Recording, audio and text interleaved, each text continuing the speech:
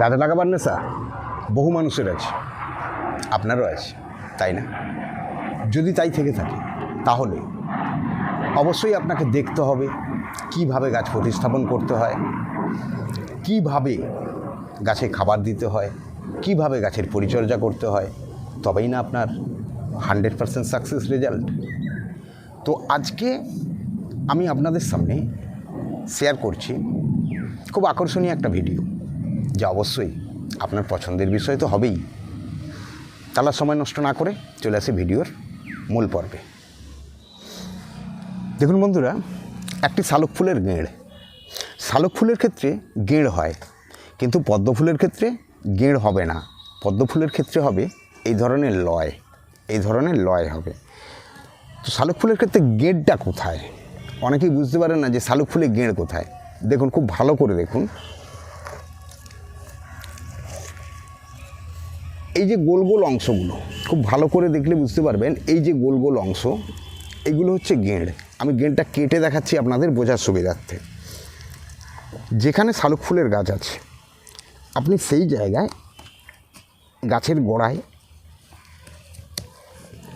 দেখবেন এই ধরনের অনেক গেঁড়, এরকম গোল গোল গেঁড় থাকে। আপনি টোটাল গেঁড়গুলোকে তুলে নিতে পারেন, আর এই গেঁড়গুলো থেকেই তৈরি হবে আপনার শালুক ফুলের গাছ। তো আমি আপনাদের বোঝার সুবিধার্থে গেঁড়গুলোকে কেটে আলাদা করছি। দেখুন, আপনারা সহজেই বুঝতে পারবেন। এই যে গেঁড়, তো পদ্ম ফুলের ক্ষেত্রে কিন্তু এই গেঁড়টি আপনারা দেখতে পাবেন না। পদ্ম ফুলের ক্ষেত্রে আপনারা পাবেন লতি দেখতে, লতি থেকেই পদ্ম ফুলের গাছ হবে। আর এই ভিডিও দেখানোর পর আপনাদের আমি পরবর্তী সময় ভিডিও দেব পদ্ম ফুল কীভাবে বীজ থেকে 3 দিনের মধ্যে আপনি গাছ রেডি করতে পারবেন এবং তা প্রতিস্থাপন করে ফুল ফোটাতে পারবেন। এগুলো হচ্ছে শালুক ফুলের গেঁড়। শালুক ফুলের রঙটি হচ্ছে লাল, লাল, নীল, বহু ধরনের শালুক ফুল হয়, সাদা। তো এইগুলো খালে বিলে পুকুরের ধারে সমস্ত জায়গাতেই আপনি পাবেন। সেখান থেকে এরকম একটি গেঁড় আপনি সংগ্রহ করে আনুন। আনার পর আপনার কাজ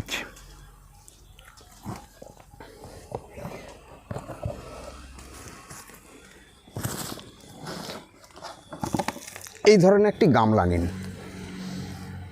এই ধরনের একটি গামলা নেবেন। গামলাটি অবশ্যই ওপর অংশটি হবে চওড়া যতটা বেশি সম্ভব, আর নিচের অংশটাও যতটা বেশি সম্ভব খোলামেলা চওড়া হলেই ভালো হয়।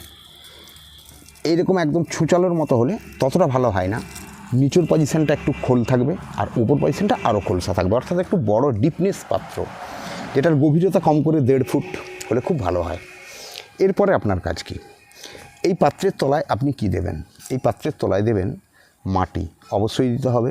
তার সঙ্গে আর কি দেবেন? তার সঙ্গে আর দেবেন গোবর খত। দেখুন, আমি এইখানে মাটি আর গোবর খত দিচ্ছি। কিভাবে আমি এই শালুক ফুলের গাছটা এই পাত্রে প্রতিস্থাপন করব। তো বাগানের শুকনো মাটি, এর সঙ্গে মেশানো আছে গোবর খত বা ভেজা মাটি, যাই হোক।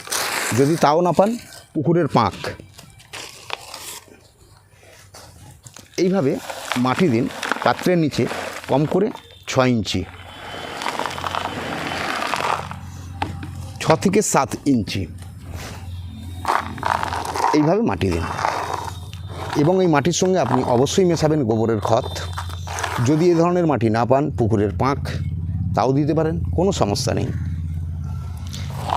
এই ধরনের মাটি দেওয়ার পরে আপনার কাজ হচ্ছে এই যে গেঁড়গুলো আলাদা করে বের করেছি, এই গেঁড়গুলোকে একটু সামান্য একটু গর্ত করে এইভাবে রেখে দেওয়া, সামান্য একটু গর্ত করে এইভাবে রেখে দেওয়া। পরবর্তী সময় এই গেঁড়গুলো থেকেই সব শিকড় হয়ে গাছ তৈরি হবে। এইভাবে আপনি গেঁড় সংগ্রহ করুন আর শালুক ফুল এইভাবে গামলায় তৈরি করুন, কারণ ফুলটি খুব সুন্দর দেখতে।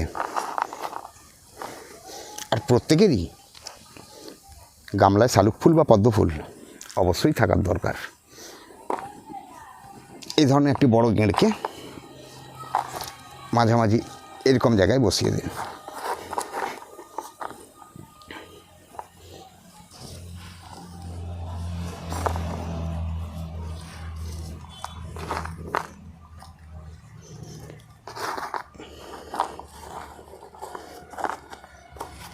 এর পরের কাজ হচ্ছে এতে জল ভর্তি করা।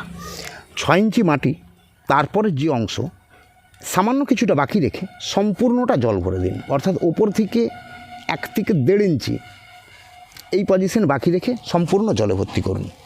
তো আমি দেখাচ্ছি আপনি জলটা কিভাবে দেবেন গেঁটটা লাগানোর পর।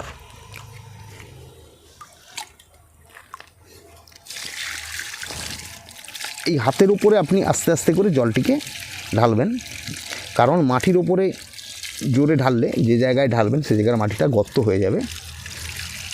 এইভাবে আপনি জল দিন।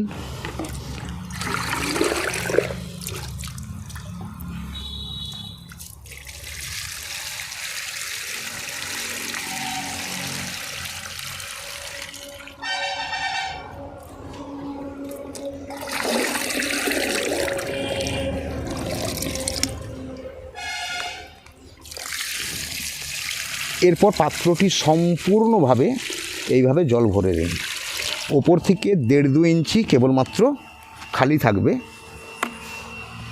নাহলে সম্পূর্ণটাই আপনি জলে ভরে দিন।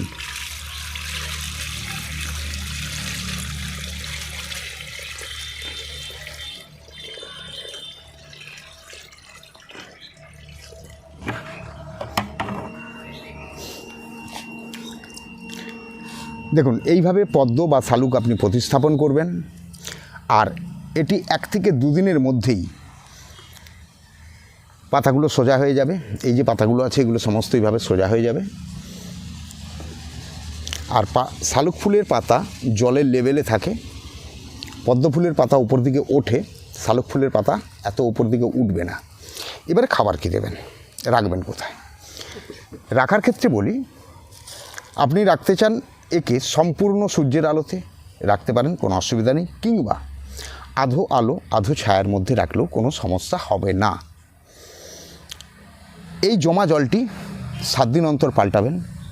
পাল্টানো এই কারণে প্রয়োজন, জমা জল থেকে মশা মাছির দুর্গন্ধ সব কিছুই হতে পারে, তাই এদিকটি খেয়াল রাখবেন। দ্বিতীয়, খাবার কী দেবেন? খাবার দেবেন, ব্যবহার করতে পারেন স্প্রে ফুড NPK, ওপরে স্প্রে করতে পারেন, সামান্য কিছু জলের সঙ্গে মিশিয়েও দিতে পারেন, কোনো সমস্যা নেই। আদার্স 2-4 দানা করে 10-26-26 এমনি ওপর থেকে জলের উপরে ফেলে দিন, ওটাই মাটির সঙ্গে মিশবে আর ওটাই গাছ নেবে। প্রয়োজনে 2-4 দানা গ্রোমোর এর সঙ্গে ফেলতে পারেন, জলের উপরেই ফেলে দেবেন, ও ধীরে ধীরে মাটির সঙ্গে মিশবে এবং গাছটা নিয়ে নেবে। তো এইভাবে আপনি আপনার বাড়িতে যদি একটি শালুক ফুলের গামলায় প্রতিস্থাপন করেন, তাহলে দেখবেন ওই শালুক ফুলের গাছ থেকে যে অদ্ভুত সুন্দর ফুল ফুটবে তা অবশ্যই আপনার মনে দাগ কাটবে, তাই না বন্ধুরা? যদি ইনফরমেশনমূলক ভিডিওটি আপনার ভালো লেগে থাকে তাহলে অবশ্যই এই ভিডিও আপনি আপনার পরিচিতজনদের শেয়ার করুন। তৎসহ যারা আমার চ্যানেলে নতুন, এই ধরনের ইনফরমেটিভ ভিডিও পাওয়ার জন্য চ্যানেলটিকে সাবস্ক্রাইব করুন, লাইক করুন, শেয়ার করুন এবং কমেন্ট করুন। ওকে, আজকের মতো এখানেই চললাম। পরবর্তী ভিডিও কী আসছে চোখ রাখুন।